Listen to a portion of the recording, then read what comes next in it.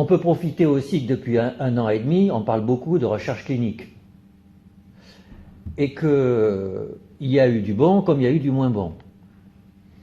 Il y a eu du bon, on a quand même trouvé un vaccin qui marche drôlement bien en très peu de temps. Et d'ailleurs, peut-être que sans ce vaccin, on ne serait pas tous là. Donc, la recherche clinique, ça marche. Voilà, c'est juste un truc, ça marche.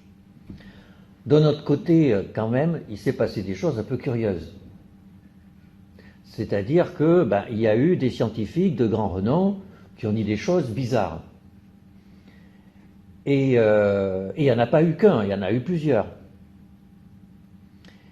Alors on peut dire que c'est pas grave sur le nombre, il y a forcément des gens qui racontent n'importe quoi, mais enfin quand même c'est plus compliqué que ça parce que si vous vous souvenez bien ce qui s'est passé, alors qu'il y ait des gens qui aient des hypothèses spéculatives, on peut, quand on est chercheur, avoir des hypothèses spéculatives.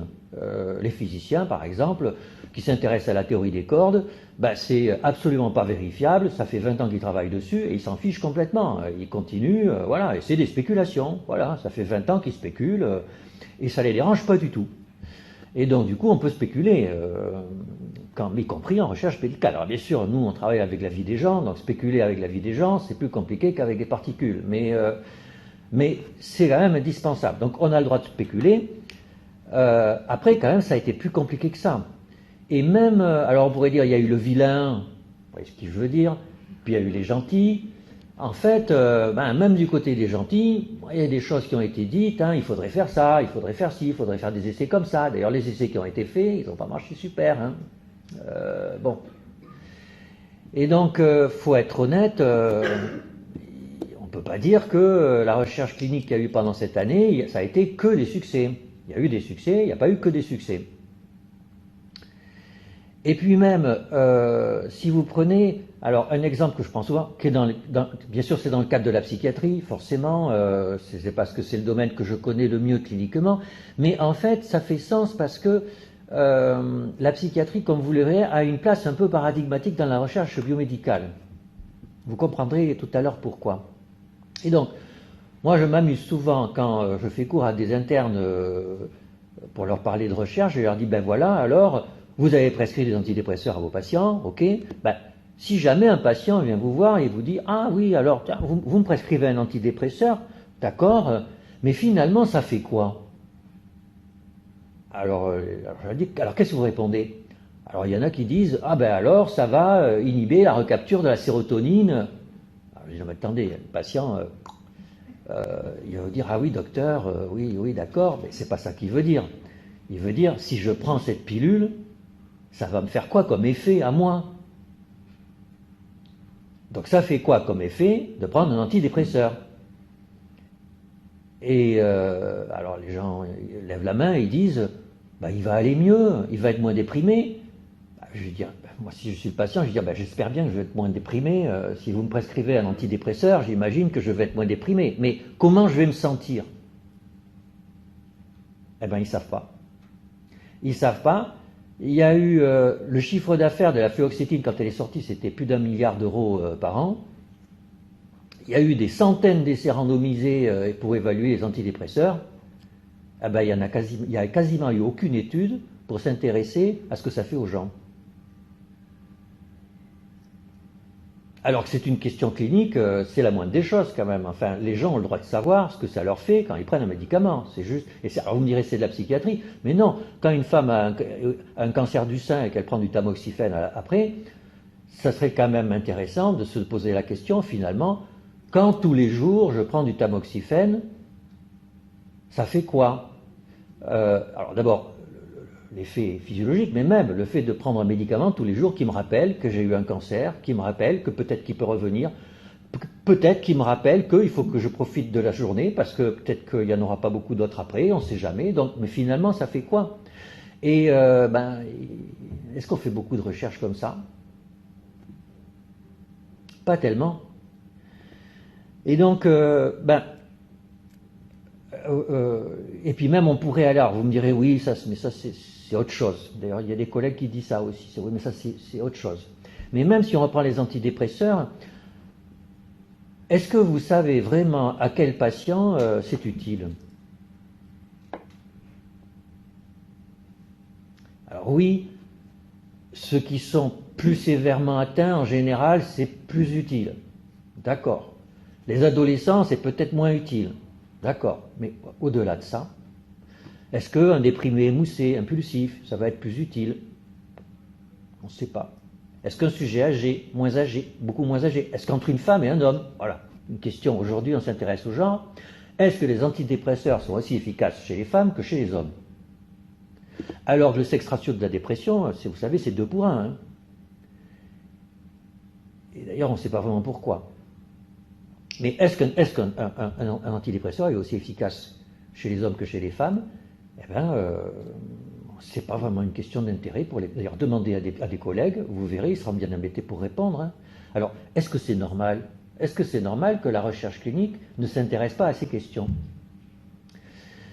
Alors, on peut dire, on peut avoir 2 positions là. On peut se dire, bon, bah, d'accord, on fait pas bien, donc on va améliorer. Donc, quels sont les problèmes? Alors du coup, d'accord, alors on va lancer des appels d'offres sur genre et santé, etc. Et puis comme ça, on va résoudre des problèmes. L'approche pragmatique, ce que les médecins savent très bien faire. Hein, on est pragmatique. C'est vraiment ce qui caractérise notre profession. Et donc on peut faire de la recherche en ayant une approche pragmatique. Mais on peut aussi se poser la question, pourquoi finalement, alors qu'on fait plein de recherches, on est dans un CHU, plein de collègues font de la recherche, en plus de leurs heures de travail, et en ce moment on travaille beaucoup, et donc du coup, si on investit autant de temps, autant d'argent, pourquoi on ne se pose pas les questions dont je vous ai parlé tout à l'heure? Il doit bien y avoir une raison quand même. Et quand on soigne les gens, c'est quand même aussi pas mal de s'intéresser au pourquoi de leur maladie. C'est vrai que ce n'est pas forcément la meilleure des façons pour bien les soigner, on est bien d'accord, hein, mais quand même, c'est intéressant intellectuellement, et puis ça peut rendre service. Et donc c'est ce que je vous propose ce soir, c'est de se poser la question, pourquoi la recherche biomédicale aujourd'hui, pourquoi elle a des taches aveugles comme ça? Et pourquoi c'est important? Parce que je pense que Jacques a parlé tout à l'heure de soins non conventionnels. Eh bien, vous savez qu'aujourd'hui, nos patients, ils nous aiment bien, mais ils vont voir ailleurs aussi. Et faut faire gaffe, quoi. Faut faire gaffe parce que c'est pas forcément une bonne idée d'aller trop ailleurs, quoi. Hein. Et peut-être que c'est un peu de notre faute aussi. Peut-être qu'on ne s'interroge pas assez comme il faut sur les soins qu'on propose. Et donc là, on a aussi une responsabilité par rapport à proposer une médecine efficace, pour appeler un chat un chat. Voilà, et donc, peut-être qu'il faut essayer de comprendre pourquoi ça se passe comme ça. Alors, du coup, il faut se demander, finalement, la médecine, c'est quoi? Si on fait de la recherche en médecine, il faut se demander, la médecine, c'est quoi? Eh bien, figurez-vous que, on va regarder dans le dictionnaire de l'Académie nationale de médecine, quelle est la définition de la médecine.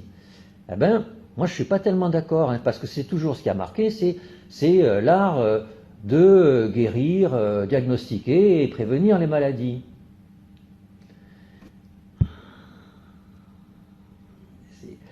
La médecine, c'est quand même avant tout un métier où on s'occupe des malades, plus que des maladies. On est bien d'accord, hein. Alors, vous voyez, et il n'y a pas qu'en France que c'est comme ça. Hein. Il y a, dans la plupart des dictionnaires médicaux, dès qu'on définit la médecine, c'est sur les maladies. Et comme si la maladie préexistait aux malades. Non, non, non. Tous ici, vous avez des malades en face de vous, et vous savez bien que la maladie est une construction qu'on va mettre sur le malade. Donc le malade préexiste. Hein. Et du coup, alors j'avais proposé aux collègues du dictionnaire, j'avais proposé que la médecine, c'était l'art de sauver les vies et de soulager la souffrance. Il m'a dit super, on va le mettre. C'était il y a 5 ans et c'est toujours pas changé. Il doit y avoir une résistance, pourtant je trouve ça pas mal. L'art de sauver les vies, c'est bien ce qu'on fait, et de soulager la souffrance, c'est bien ce qu'on fait aussi. Je trouve que c'est à peu près ça. Alors, peu importe si vous êtes... Bon, en tout cas, c'est mon point de vue. En tout cas, là, vous voyez, on est déjà au cœur du problème. Pourquoi? Parce que sauver les vies, en fait, qu'est-ce que c'est qu'un homme vivant? Alors je sais bien que dans un service de réanimation, ici par moment, la question se pose, mais en gros, c'est le cœur qui bat, quoi. Quand le cœur s'arrête de battre, l'individu est mort. J'ai bien conscience que c'est plus compliqué, mais d'ailleurs, il y a 50 ans de ça, c'était ça la définition. Hein. Et donc, du coup, sauver la vie s'inscrit dans la physicalité, dans le soma. Hein. Le cœur s'arrête, le bonhomme est mort. Alors que soulager la souffrance, c'est pas du tout pareil. Hein. La souffrance, elle est intérieure au sujet humain. Et d'ailleurs, ça, figurez-vous que, vous me direz, c'est anecdotique, ça n'est pas anecdotique du tout.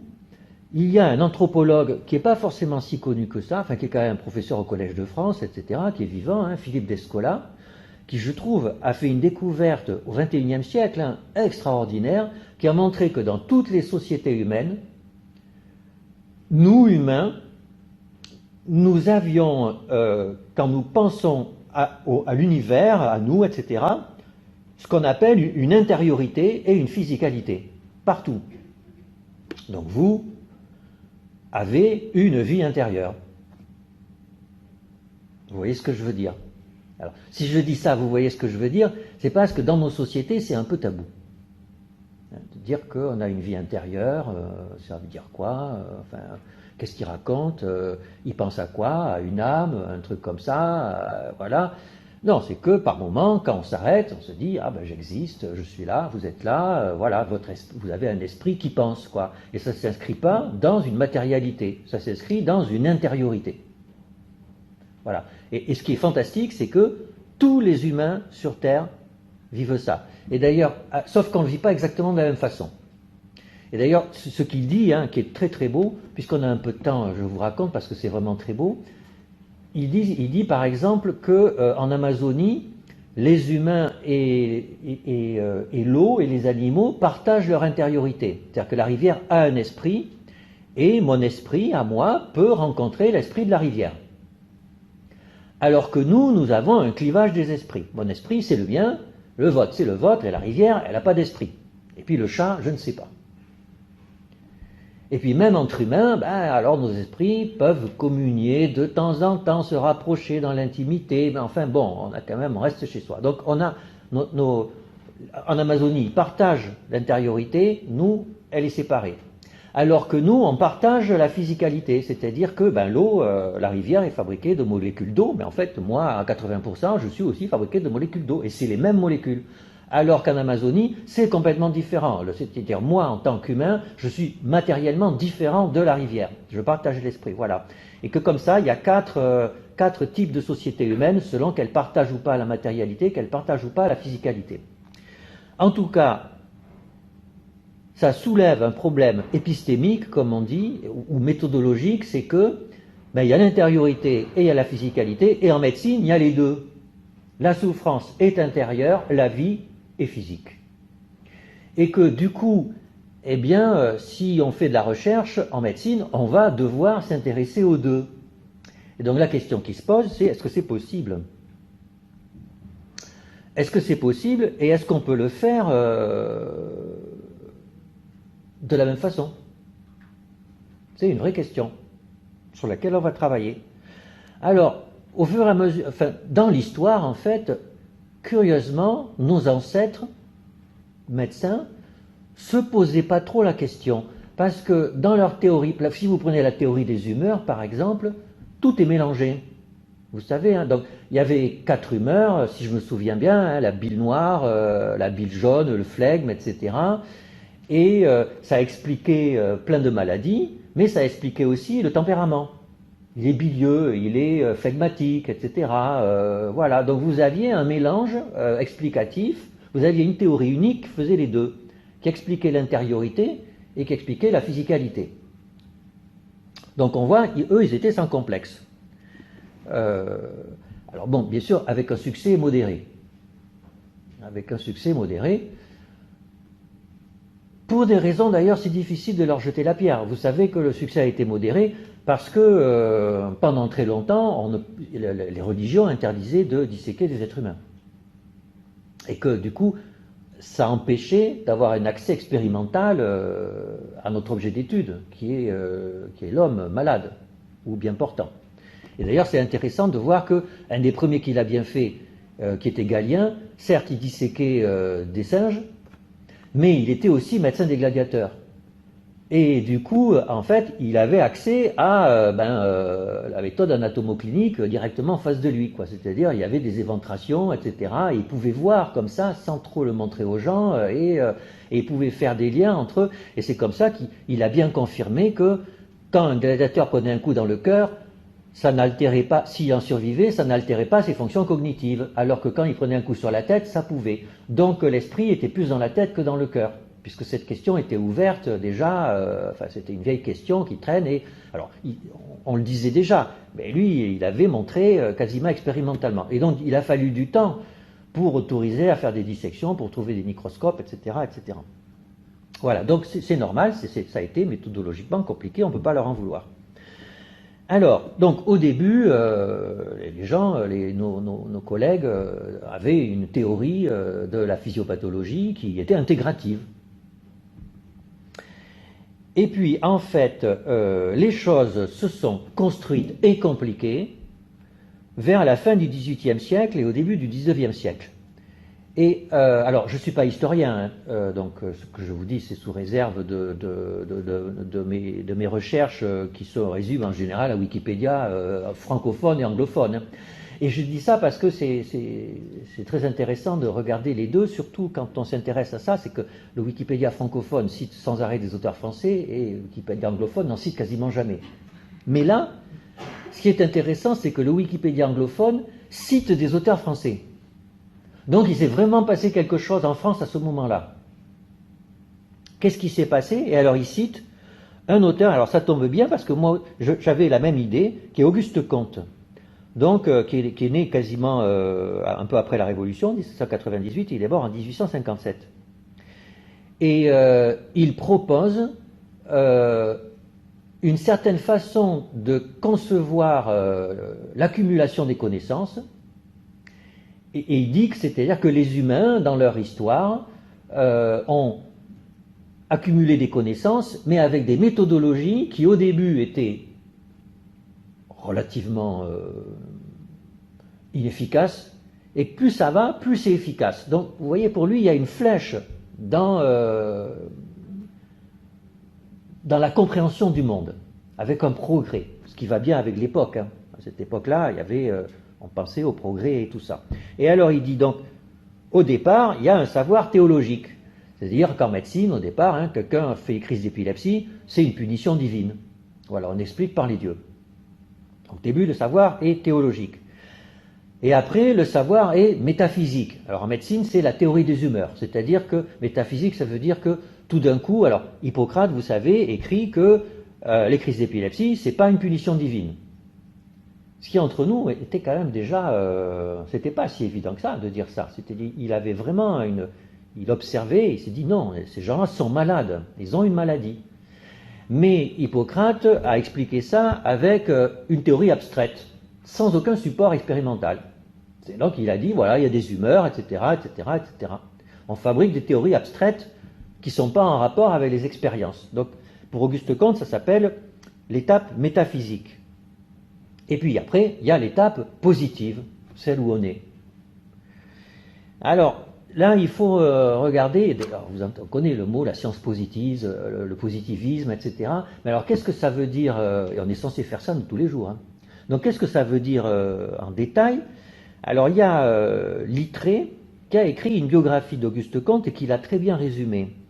Alors, sauf que, bien sûr, chaque fois que les gens s'intéressent à la science positive, ils pensent à la physique. Et donc, on est obligé de faire un pas de côté pour se l'approprier à nous. Donc, pour Littré, il dit que pour Auguste Comte, en fait, il y a la matière, il y a des forces et il y a des lois. C'est ce qui se passe en physique, quoi. Alors, je pense que, en fait, on pourrait dire plutôt, en étant moins physico-centré, qu'en fait, il y a des choses que l'on peut observer, Et donc on peut observer des malades, c'est-à-dire le malade est en face de moi et je l'observe. D'ailleurs, je peux lui palper le pouls, etc. Mais je peux aussi l'écouter, etc. Donc je l'observe, il est en dehors de moi, je l'observe. Et puis je peux mettre en relation ce que j'observe. Je peux mettre en relation le pouls avec la tension artérielle. Je peux mettre en relation, voilà. Et je vais trouver des lois, si ces relations sont stables. Et c'est un peu ce qu'on fait sans arrêt, quoi. C'est un peu ce qu'on fait sans arrêt. Et alors, Littré, il dit quelque chose de très vrai, c'est que cette démarche est profondément jouissive. Elle est jouissive sur deux plans. Un, sur un plan intellectuel, c'est-à-dire que, eh ben, on comprend. Voilà. C'est-à-dire, comme on met des lois, c'est fantastique, on comprend. Et ben, on avait un bazar compliqué en face de nous, et puis tout devient simple. Alors c'est vrai qu'en physique, c'est extraordinaire. Vous avez des planètes qui tournent, ça tourne, alors pourquoi? Donc vous savez que pendant des siècles, on dit ça tourne, mais bon. Et puis vous avez Newton qui dit, ben voilà, deux corps pesants, c'est-à-dire proportionnellement à leur masse, inversement proportionnellement au carré de leur distance. Et cette formule-là explique tout. Tout. Y compris dans les autres galaxies. Alors pas tout, on dirait bien sûr, hein, pas tout, mais 99,9%. C'est colossalement efficace. Et c'est fascinant, intellectuellement. Donc, la science positive fascine mentalement. Et puis, il y a une puissance psychique, il y a une puissance matérielle, c'est que ça marche. C'est que, grâce à la physique, ben, on fabrique des smartphones, on va sur la Lune, on conduit les voitures, etc. Et puis, grâce à la biologie positive, à la physiopathologie et tout ça, ben, on trouve des vaccins ARN. Donc, ça marche. Il y a de la puissance intellectuelle et de la puissance matérielle. Ben, on a envie de dire, ben, bravo, voilà, il a raison, Auguste Comte, la messe est dite. Alors, sauf que, il y a un problème qui se pose, c'est que je vous ai dit qu'à la base, il faut observer quelque chose qui est extérieur à soi. Le problème, c'est que la souffrance, tout à l'heure, je vous ai dit qu'elle est intérieure à soi. Et donc, peut-on envisager une science positive de l'intériorité? Eh bien, figurez-vous que cette question aujourd'hui est toujours ouverte. Et c'est passionnant de voir comme ça titille beaucoup de collègues, notamment là, dans le domaine des neurosciences et tout ça. Là, il y a des grands savants, hein, professeurs au Collège de France aussi, qui dit que l'introspection, qui est un peu l'étude de l'intériorité par soi-même, quoi, hein, c'est l'introspection. Que l'introspection, c'est le Moyen-Âge, quoi, en gros, quoi. C'est il faut passer à autre chose, quoi, à quelque chose de positif, vous voyez. Mais est-ce que lui, on va revenir là-dessus tout à l'heure, hein, mais est-ce que lui, il propose vraiment d'étudier l'intériorité? Je ne suis pas sûr. Alors, en tout cas, Auguste Comte, donc début du XIXe siècle, mais figurez-vous que dès le début du XIXe siècle, en fait, il y a des gens qui n'étaient pas d'accord avec lui. Et il y a notamment un philosophe allemand, du coup qui est peu connu en France, Wilhelm Dilthey, 1833-1911, c'est lui qui a créé le concept de science humaine. Alors il n'a pas appelé science humaine, il l'a appelé science de l'esprit. Il a écrit un livre comme ça qui oppose les sciences de l'esprit aux sciences de la nature. Et alors, son argumentation est un peu... Alors, on comprend le fond. Hein. Il dit, nous expliquons la matière, nous comprenons la vie psychique. Et c'est pas pareil d'expliquer et de comprendre. Bon, moi, je trouve ça, j'ai du mal à saisir la nuance. Il paraît que c'est quelque chose de classique en philosophie, que expliquer, c'est pas pareil que comprendre, etc. Pour moi, on comprend qu'on a expliqué. Mais bref. En tout cas, il dit quelque chose de vrai. Il dit que ce que je vous disais tout à l'heure, que en fait, le vécu intérieur d'un être humain, c'est important. C'est important, et lui, quand il regarde à l'époque ce que font les scientifiques, il ne s'occupe absolument pas de ça. Et donc il dit, faut développer une science de l'esprit. Et alors, quelle va être sa science de l'esprit? Ça va être basé sur une méthodologie qu'on appelle l'herméneutique. qui consiste à interpréter. Donc, alors là, en pratique, et d'ailleurs, en fait, c'est ce qui se passe ici régulièrement quand on fait des études qualitatives, quand on fait des recherches qualitatives, hein, c'est de l'herméneutique.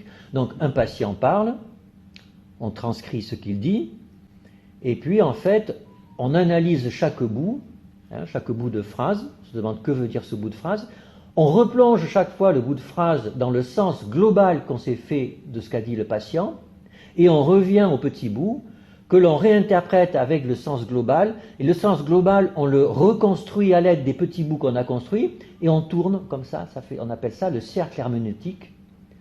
On interprète des petits bouts de discours, en écoutant le patient dans son ensemble, mais les petits bouts nous rééclairent sur ce qu'il disait, et du coup, je recomprends mieux les petits bouts, et ces petits bouts que je comprends mieux me permettent de mieux comprendre ce que le patient disait, et etc., etc., etc. Et à la fin, on dit, j'ai compris ce que disait le patient. En tout cas, c'est une méthodologie qui existe toujours aujourd'hui, une méthodologie qualitative. Alors là, pour moi, c'est un premier clivage dans le monde de la recherche, et qui nous interpelle, nous, directement, qui faisons de la recherche médicale. Vous le voyez, hein, c'est que il y a une méthodologie qui s'intéresse au patient en tant que sujet observé, donc il est extérieur à moi, et puis il y a une méthodologie qui s'intéresse à l'intériorité du sujet. Premier clivage. Alors si je dis premier clivage, c'est qu'il y en a un second, en fait, et que celui-là, il est moins évident parce qu'il est vraiment propre à la médecine. C'est un clivage à l'intérieur de l'approche positive. Et d'ailleurs, on le voit très tôt, dès le début du 19e siècle. Avec, pour nous, typiquement, d'ailleurs ils sont nés la même année, 1813, entre Claude Bernard et, que vous connaissez tous, et John Snow, que vous ne connaissez pas, ou du moins, peut-être c'est pas le bon. Donc, Claude Bernard, c'est la physiopathologie, c'est la fonction glycogénique du foie. On est en plein dans la science positive, là, c'est-à-dire que j'observe un soma, donc un chien, je sais qu'il y a un foie, et donc j'observe le foie, je fais des mesures, et il y a une loi, c'est que le foie fabrique du sucre. Voilà, et c'est réplicable, etc., etc. Et puis après, il y a Pasteur qui dit, il y a des microbes, je vais tuer le microbe, et si le microbe fait du mal au patient, si je tue le microbe, alors avec un médicament, alors le médicament sauve le patient. Vous voyez, on est dans une pensée complètement rationnelle, hypothético-déductive, au sens strict du terme, on est dans une pensée positive pure. Et vous voyez, comme par hasard, hein, les grands noms de la pensée positive biologique médicale, c'est Claude Bernard et Pasteur, c'est des noms français. Et ça va avoir un impact très fort sur notre recherche biomédicale française. Parce que l'autre, John Snow, il est britannique. C'est lui qui, à Londres, a découvert que l'épidémie de choléra était due aux arrivées d'eau polluée. Et donc c'est un peu l'inventeur de l'épidémiologie, quelque part. Et donc lui, vous voyez, c'est pas du tout la même pensée, pas du tout. Il y a une épidémie, voilà, il est aux manettes. Et puis il regarde, il se rend compte que tous les gens n'ont pas le choléra partout à Londres. Et donc il fait une carte. Il fait une carte et il réfléchit et il trouve qu'en fait, plus les cas sont groupés avec un gradient quasiment circulaire, et il se rend compte qu'en fait c'est autour de points d'arrivée d'eau. Il y a certains points, et il se dit sûrement que, vous savez, il y avait la théorie des miasmes à l'époque, hein, on pensait que bien Pasteur trouve vraiment les germes, mais les gens avaient une petite intuition avant, ils pensaient que les maladies se transmettaient par l'air à l'aide de particules. C'était une pensée métaphysique encore, hein, mais qui n'était pas si éloignée. D'ailleurs, on porte des masques. Hein. Et donc, il se dit, en fait, c'est l'eau, et bien sûr, on va assainir l'eau, et donc du coup, on va soigner les gens. Vous voyez, on n'est pas du tout... C'est une pensée positive, mais pas du tout liée à la biologie. Eh bien, figurez-vous que les deux continuent à cohabiter dans la recherche médicale. Et comme par hasard, ben, les Anglais ont développé une tradition de santé publique et d'épidémiologie très forte. Il faut être honnête, plus forte que la nôtre. Hein, voilà, les Anglo-Américains et les Scandinaves sont plus forts en santé publique et en biostatistique et en épidémiologie que nous. Et la tradition française de recherche en biologie est très forte et de niveau très largement international. Et on le voit même, vous voyez, ça continue, ce clivage, c'est très intéressant de le voir entre l'INSERM et le PHRC, qui est le programme hospitalier de recherche clinique. L'INSERM, c'est la tradition bernardienne. Quand vous êtes dans des fois, il y a des grandes messes à l'INSERM où toutes les unités sont réunies. Quand vous faites des stats et tout ça, on vous regarde, on est là, bon, enfin, c'est pas, ça manque d'élégance votre truc, hein. C'est pas parce que c'est vrai qu'aujourd'hui les mécanismes moléculaires de compréhension du cancer, par exemple, c'est vertigineux d'intelligence. Hein. Alors à côté une régression logistique, ça va pas, c'est assez bas de gamme. Hein. Et par contre, alors au PHRC, alors là c'est exactement le contraire. Hein. On regarde les dossiers, qu'est-ce que c'est que ce truc, à quoi ça sert? Hop, on balance, hein, et hop, ah ça marche. Allez hop, on prend. Donc il y a un clivage, c'est fascinant de voir entre la recherche clinique, statistique et la recherche biologique de compréhension des mécanismes. Et alors pourquoi ce clivage continue? Ben parce que les deux approches ont des avantages mais des limites. Alors la biologie, sa principale limite, c'est qu'elle donne des lois locales. Voilà. C'est contrairement à la physique. Et ça, c'est un vrai, si vous voyez ce que je veux dire, c'est que la biologie explique des trucs microscopiques. Elle n'explique pas le bonhomme. Dès que vous êtes dans le microscopique, vous avez des lois, hein, l'ADN, la réplication, les paires de bases, etc. Il y a des vraies lois, etc. Mais d'ailleurs, c'est intéressant de voir aujourd'hui les difficultés qu'ont les biologistes à représenter leurs connaissances. Donc vous avez des diapositives avec plein de flèches partout, plein de sigles, avec des acronymes là pour représenter des gènes et des trucs comme ça, plein. Ils en ont des milliers de sigles avec des flèches, avec des petits bouts de cellules qui sont... Et alors tout interagit avec tout, etc. Et on est perdu, quoi. On voit que dès qu'on essaie d'avoir le global à partir du local, en fait, les biologistes n'ont pas d'outils de manipulation de leurs connaissances, en fait. Alors, moi qui suis mathématicien de formation, c'est normal, le physicien a des mathématiques, le physicien peut passer du local au global. La physique statistique, c'est ça, hein. C'est fantastique, vous pouvez... Ben oui, c'est les maths qui permettent de faire ça. Hein. Vous avez plein de petits trucs avec des lois locales, ben vous intégrez, et puis vous avez des lois globales. Hein. Terminé. Et donc en physique, ils font ça en permanence, ils passent du local au global, voilà. Et en biologie, ben on est coincé parce que la biologie est tributaire du langage. Alors qu'il y a un langage particulier, mais elle est tributaire du langage, et j'ai l'impression que la biologie... Alors, on dit ça... C'est-à-dire nous les gens qui aimons bien les mathématiques, on dit, ben oui, les biologistes sont bloqués, et les biologistes nous disent, ben oui, mais nous, on continue à avancer. C'est vrai. C'est vrai. Alors, on dit toujours, vous allez voir, vous allez être bloqués, mais c'est vrai que pour l'instant, ils continuent à avancer. Donc, en tout cas, ils ne peuvent pas passer, en tout cas, aujourd'hui, il n'y a pas de modèle biologique d'un bonhomme. Voilà. Et ce qui fait que, bien sûr, tous les jours, on a des médicaments qui sont censés marcher sur cette maladie, sur ce malade, et qui ne guérissent pas le malade. Tout le monde est au courant. Donc, et il y a de la marge avant qu'on puisse arriver à trouver un modèle biologique de tout un individu. Hein. Personne n'imagine ça aujourd'hui, on ne voit même pas par quel bout on pourrait le prendre. Hein. Alors, bien sûr, à l'opposé, il y a la statistique. Ah, la statistique, elle s'en fiche. Hein. Elle n'a aucune angoisse métaphysique, épistémologique. Hein. Statistique, il y a des choses que vous mesurez, moi j'ai des fonctions qui les relient, et j'ai des lois, mais c'est des lois statistiques. Alors, c'est là qu'il y a aussi une vraie question, c'est du coup, qu'est-ce que c'est que les lois statistiques?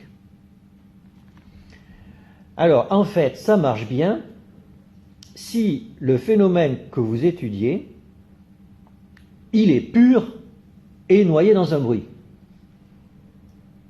Alors, par exemple, le choléra, vous voyez, vous aviez le choléra de Jon Snow, vous aviez le choléra, ou vous avez le choléra, ou vous ne l'avez pas, c'est relativement pur. Et après, c'est noyé dans un bruit, ils sont dans une ville, vous voyez, ils sont dans une ville, alors c'est du bruit, quoi. Et alors là, du coup, on va pouvoir faire des statistiques. Alors bien sûr, l'immense succès, du coup, qu'a eu la statistique, c'est avec le médicament. C'est que le médicament, c'est un phénomène pur, c'est-à-dire entre 2 fois 10 mg de fluoxétine, sauf si vous êtes dans des pays où il n'y a pas de chance, mais quand même, nous, dans nos pharmacies en France, une gélule de 20 mg de fluoxétine, elle est pareille qu'une autre gélule de 20 mg de fluoxétine. C'est la même chose. Et ça, c'est absolument capital. C'est capital. Comme les 20 mg de fluoxétine sont les mêmes partout, et qu'on va considérer que quand on les donne aux patients, ça va faire un effet variable, on va dire en fait c'est un phénomène pur plus un bruit. Et grâce à ça, on va faire des statistiques parce que la statistique nettoie le bruit. Et donc elle va faire émerger l'effet des 20 mg de fluoxétine. C'est ce qu'on fait dans les essais randomisés, on fait ça. On fait ça, et ça marche relativement bien. Mais ça marche parce qu'on a un phénomène pur qui est 20 mg de fluoxétine. Mais on a oublié, par exemple, que les médecins ne sont pas des purs, sont pas des sujets purs, quoi. Il y a des médecins, tous les médecins sont différents. Tous les chirurgiens sont différents. Et que, du coup, faire des statistiques, d'ailleurs, c'est un tabou, vous voyez. C'est absolument fabuleux, hein. Il y a des milliers d'essais randomisés qui sont faits tous les ans. Est-ce que vous avez déjà vu un essai, j'en ai vu, d'accord, mais il n'y en a pas beaucoup. Est-ce que vous avez déjà vu un essai où on se demande si on étudie les interactions entre les caractéristiques du médecin et le produit testé sur l'efficacité de la maladie? Par exemple, est-ce qu'un médecin en secteur 2 est plus efficace qu'un médecin en secteur 1? Est-ce que quand on prescrit un CHU, c'est pareil que quand on prescrit dans un cabinet? Est-ce que quand c'est une femme ou un homme, un vieux ou un jeune, etc., etc., etc., etc. Les données sont dans la base et elles sont jamais étudiées. Jamais étudiées parce qu'on ne veut pas voir que, en fait, derrière le médicament, il y a un médecin qui prescrit et bien sûr que l'efficacité du médicament dépend du médecin qui prescrit. Alors quand on dit ça, quand on dit ça des journalistes, les journalistes ne comprennent pas. Ils disent, mais un médicament, il est prescrit, mais s'il est prescrit, il a la même efficacité quel que soit le médecin qui prescrit. Pas du tout. Il y a des médecins qui prescrivent et qui font que le patient il prend le médicament. Il y a des médecins, quand ils prescrivent, le patient il ne prend pas le médicament. Et en général, quand on prend le médicament, ça marche mieux. Ah oui, bien sûr, mais ça c'est pas pareil. Oui, mais pourtant, vous êtes au courant, dans les maladies chroniques, aujourd'hui, un des problèmes majeurs, c'est l'observance. Hein. Et bien sûr qu'il y a des médecins qui sont très forts pour l'observance. Hein. Donc du coup, la statistique, ça marche, mais dans des situations très particulières. Alors après, les statisticiens, ils disent, ah oui, mais on va faire des modèles. C'est-à-dire que c'est pas pur. Ah non, mais d'accord, pas de problème, on va faire un modèle, on va mettre l'effet genre, âge, secteur d'installation, etc., etc. Oui, mais en fait, on est bien d'accord. Hein, est-ce que vous savez quelles sont les variables qui déterminent l'efficacité d'un médecin? La marque de sa voiture? Vous riez, mais un médecin qui arrive en Porsche, ça ne fait pas le même effet qu'un médecin qui arrive en trottinette. Ce que je vous dis, c'est complètement sérieux. Hein, c'est complètement sérieux. C'est complètement sérieux.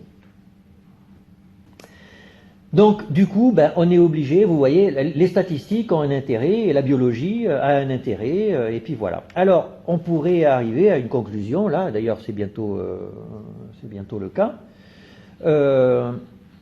En fait, vous voyez qu'il y a 3 façons, aujourd'hui, quand on veut faire de la recherche médicale, et vous voyez, je ne dis pas biomédicale, voilà, parce que si on dit biomédicale, ça veut dire qu'on assume qu'il y a la biologie. Non, on fait de la recherche médicale.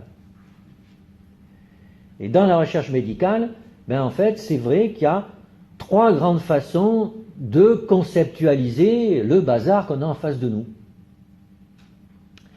Alors, la première façon, ben, c'est de se focaliser sur le sujet souffrant, et donc d'accéder à sa souffrance, et donc de l'écouter, et de l'analyser avec en général des recherches qualitatives. Voilà, parce qu'aujourd'hui, on a surtout ça, donc avec de l'herméneutique. Et ça se publie, même dans des revues internationales à comité de lecture, et ça se publie même de mieux en mieux.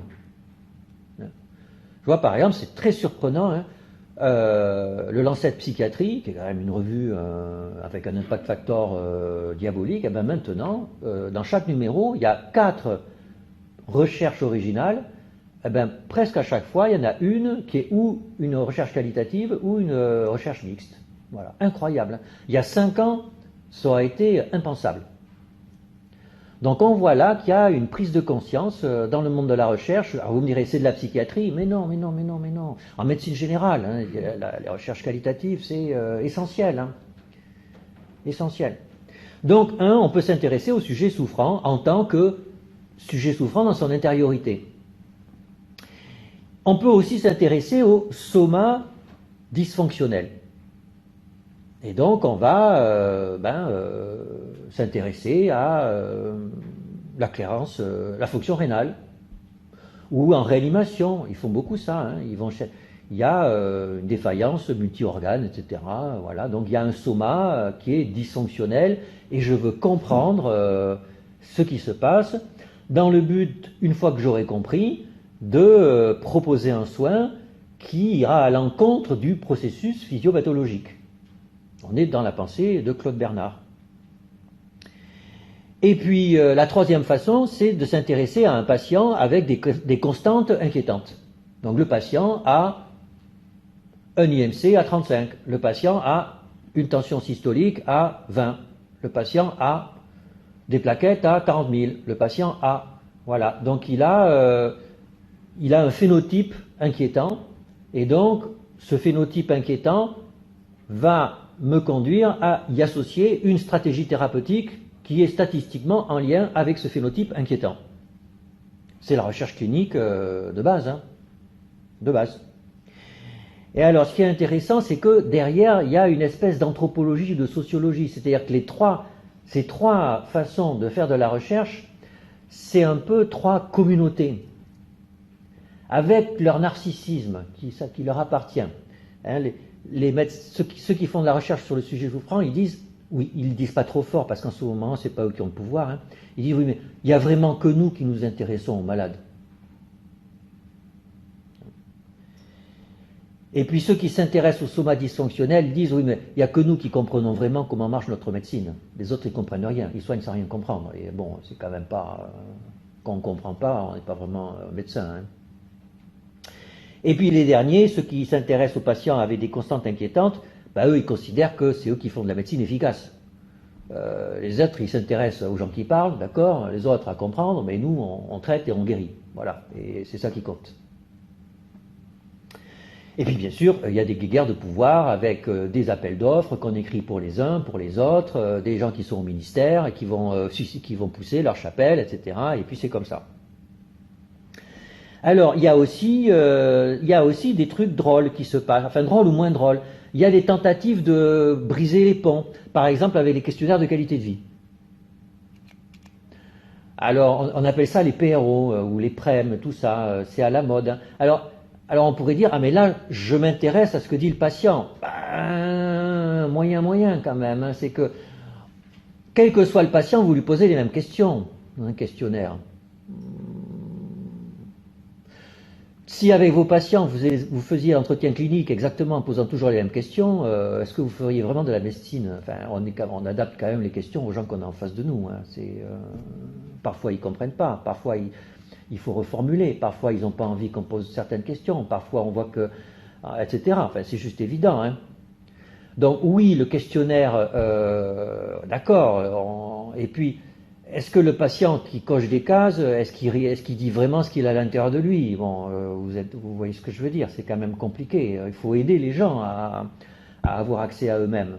Hein, et donc, mais l'avantage, c'est qu'avec le questionnaire, on peut faire des statistiques. Voilà. Et donc, je ne dis pas que c'est pas utile, hein, c'est utile, hein, les questionnaires, c'est utile. Mais c'est vrai qu'ils ont un positionnement épistémique qui est entre deux eaux. Et je trouve que les collègues ne veulent pas vraiment le reconnaître. Alors, il y a aussi des quiproquos désastreux. Et là, alors là, il y en a un aujourd'hui qui est absolument dramatique, c'est l'histoire du petit p plus petit que 5%. C'est que, bien sûr, si vous calculez un petit p, c'est que vous faites de la statistique. Or, en statistique, si vous faites de la médecine statistique, il n'y a pas de loi universelle, il n'y a que des lois statistiques. Or, une loi statistique, ben, c'est un truc, c'est pas vraiment une loi. C'est pas vraiment une loi. Du coup, ça frustre terriblement les gens qui les utilisent. Et alors, comme ça les frustre, eh ben, ils ont tordu l'outil pour en faire autre chose. Et donc, vous avez remarqué, aujourd'hui, si vous avez un essai randomisé avec un P plus petit qu'à 5%, vous dites donc le produit est efficace. C'est-à-dire vous transformez une loi statistique en une loi universelle déductive. Et c'est complètement fou. C'est complètement fou. C'est complètement fou. Et c'est tellement imprégné en ce moment dans notre culture qu'on en vient même à dire aux étudiants, mais tu dis ça, mais est-ce que tu as fait le test? Parce que si P est plus petit que 5%, tu n'as pas le droit de le dire. Tu n'as pas le droit de dire que c'est différent, puisque le P n'est pas plus petit que 5%. On en viendrait presque à dire que quelqu'un qui mesure 1m90 n'est pas plus grand que quelqu'un qui mesure 1m80 parce qu'on n'a pas calculé le P. Quelqu'un qui mesure 1m90 est plus grand que quelqu'un qui mesure 1m80. C'est vrai. C'est vrai. Et si une classe a 14 sur 20 de moyenne et une autre classe a 13 sur 20, la classe numéro 1 a plus en moyenne que la classe numéro 2. Il n'y a pas besoin de faire de test pour le dire. Et vous voyez, je suis sûr que je vous le dis, que vous vous dites, ah mais alors quand même, mais alors du coup dans les essais, mais alors du coup pourquoi faut-il faire un test, mais alors etc. etc. Vous voyez, il y a un vrai problème, c'est que on ne fait un test que quand on s'inscrit dans une pensée statistique, c'est-à-dire où on pense qu'il y a un phénomène pur qui est noyé dans du bruit et on veut parler du phénomène pur. Et en général, ça a bien à voir avec un médicament qui est un phénomène pur. Et quand ça n'est pas un médicament, il faut faire attention parce que le phénomène n'est pas pur. Et donc il faut construire un modèle. Mais le modèle est-il suffisamment proche de la réalité pour dire qu'il y a un phénomène pur? C'est extrêmement compliqué, extrêmement délicat. Et donc là, on a un vrai problème aujourd'hui qui, vous le savez, est à l'origine de fraude, ou du moins de fraude inconsciente. Et puis alors, il y a des bizarreries. Il y a des bizarreries, alors qu'on a vécu pendant la pandémie, c'est-à-dire que vous avez des journalistes qui vous disent « Mais alors, ce produit-là, mais finalement alors, est-ce qu'on a montré son efficacité ou pas ?» Ben moi je leur dis « Qu'est-ce que vous appelez un médicament efficace ?»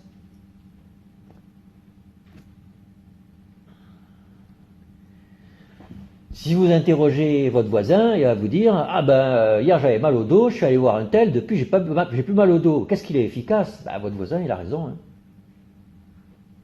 C'est tout. C'est tout.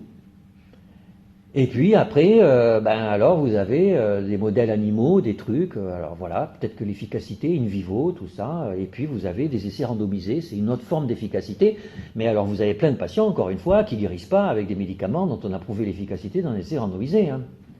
Et c'est très curieux, vous vous rendez compte quand même qu'on dit ça tous les jours, c'est-à-dire, je vais vous prescrire un médicament, on a prouvé son efficacité, il n'y a pas de problème, il y a eu des essais, on prescrit, le patient il revient, il dit « Ah oui, mais je vais toujours mal. Ah, c'est pas de chance, ça va changer. » On lui a dit qu'on lui prescrivait un médicament où on a prouvé scientifiquement qu'il était efficace. Et ça n'a pas marché. C'est-à-dire, mettez-vous à la place des patients, c'est quand même bizarre. C'est quand même bizarre. Nous, on le sait pourquoi. Hein. On a prouvé, parce que c'est en moyenne. Ben oui, mais les gens, eux, la moyenne, ça n'existe pas. Hein. Voilà. Alors, du coup, comment faudrait-il faire de la recherche, alors, partant de tout ça? Ben, moi, je crois que la base, d'abord, c'est un peu d'introspection. C'est-à-dire, vous voulez, d'abord, on a besoin de faire de la recherche. On en a besoin. Alors, on le voit en ce moment, on a besoin de faire de la recherche. Juste, il n'y a pas le choix. Et puis, en plus, les soignants ont besoin de faire de la recherche pour eux. Ça, c'est quelque chose qu'on vit, en particulier en psychiatrie, beaucoup. En ce moment, les soignants perdent de sens par rapport à leur pratique. Et faire de la recherche, ça permet de se poser des questions et d'essayer de mettre du sens, d'essayer de comprendre le bazar dans lequel on est, parce que tout est compliqué, et puis voilà. Donc, il faut faire de la recherche à la fois pour nous et puis pour nos patients. Alors après, il faut se demander à l'intérieur de soi-même, finalement, on a vu, il y a 3 grands types de recherche aujourd'hui, qu'est-ce que j'ai envie de faire moi? Dans quel domaine je me sens bien? Voilà, parce qu'on fait bien de la recherche quand on se sent bien dans sa recherche. Et donc, choisissez. Si vous voulez faire de la recherche d'inspiration biologique, il n'y a pas de souci. Donc je vois en psychiatrie, vous pouvez faire de la recherche en neurosciences, vous pouvez faire de la recherche en psychanalyse, n'ayons pas peur des mots, ça existe. Et puis vous pouvez faire de la recherche en épidémiologie, ou faire des essais thérapeutiques de psychothérapie, et des choses comme ça, ou de médicaments. Et faites ce que vous voulez. Mais restez humble, c'est-à-dire qu'il faut quand même toujours savoir que vous avez suivi une voie, que cette voie va vous passionner, et qu'elle va construire vos savoirs, et que quand on a un savoir construit, on risque de penser que c'est l'ultime savoir qui explique tout, et qui explique en partie tout ce qui se passe dans vos patients, et que les autres qui ont choisi une autre voie, ils racontent n'importe quoi. Malheureusement, c'est un peu là où on est aujourd'hui, quoi. Et donc, voilà, on peut progresser, il n'y a aucun problème, on a plein de choses à faire aujourd'hui, dans plein de domaines qui sont complètement inexplorés. Donc, allons-y, mais avec humilité, en sachant où on va. Merci pour votre écoute.